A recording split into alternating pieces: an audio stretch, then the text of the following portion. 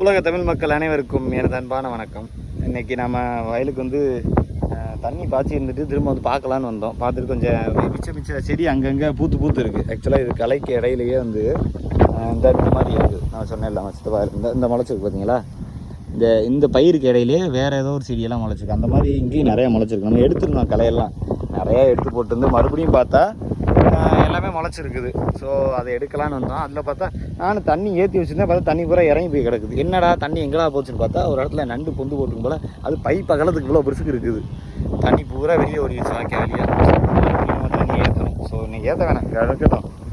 நம்ம அடுத்து இப்போ போராணிச்சதுக்காண்டி நம்ம இதை ரெடி பண்ணி எருக்கு கரைசல் ரெடி பண்ணியிருக்கோம். அதை விடும்போது நம்ம தண்ணி ஏற்றிக்கலாம். சரிங்களா? அதுக்குள்ளே நிறையா இருக்குது. உள்ளே போய் அப்படியே ஒன்று ஒன்றா நம்ம எடுக்க வேண்டியது தான்.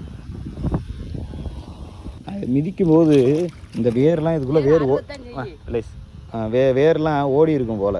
மிதிக்கும் போது வேர்லாம் கட்டாகிக்கிட்டே இருக்குது. எனக்கு மிதிக்கும் போது ஒரு மாதிரி தயக்கமாகவே இருந்துச்சு. எங்கள் அம்மா தான் போடா வேர்லாம் அதெல்லாம் ஓடிருன்னு சொல்லிச்சு. அதனால் நான் ஏறி நங்குன்னு மிதிச்சுட்டு போய்கிட்டு இருக்கேன். இடையில மற்றது நிறையா முளைச்சிருக்குது.